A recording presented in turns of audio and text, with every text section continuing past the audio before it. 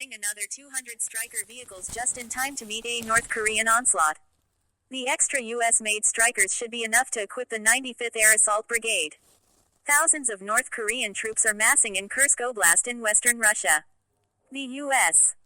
Defense Department expects that, any day now, these troops will march to the front line in Kursk to help Russian troops trying to roll back Ukraine's surprise invasion of the oblast.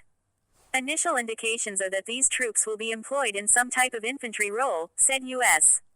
Air Force Major Gen. Pat Ryder, the Pentagon's top hundreds of American-made Stryker armored vehicles.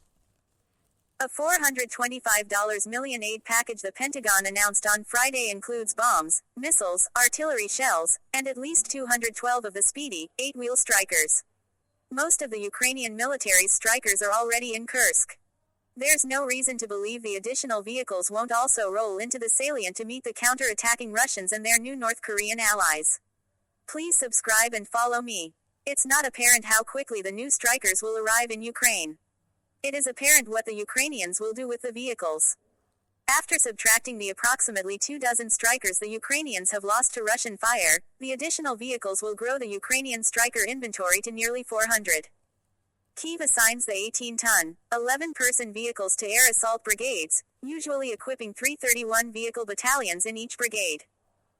Earlier batches of Strykers were sufficient to equip the 80th and 82nd Air Assault Brigades, both of which contributed battalions to the invasion of Kursk starting in early August.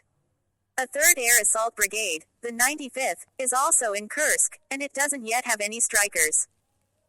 It would make sense for the General Staff in Kyiv to prioritize the 95th Air Assault Brigade for the newly consigned Strykers, in order to align the brigade with its sister units in Kursk.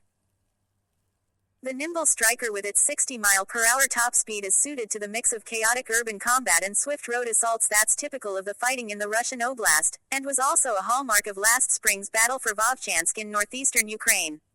In Vovchansk, the 82nd Air Assault Brigade discovered what the U.S. Army already knew about the Stryker.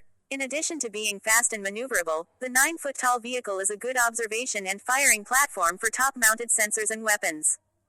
Ukrainian troops bracing for the coming North Korean onslaught in Kursk would surely be grateful for a couple hundred extra Strykers. They'd probably be even more grateful for a few brigades of fresh troops to match the Russians' North Korean reinforcements soldier for soldier. But as much as the Ukrainian armed forces have struggled to generate enough modern armored vehicles, they've struggled more to generate additional manpower. Unless and until the Defense Ministry in Kyiv can resolve its recruiting crisis, those new Strykers might be the only help coming to Kursk.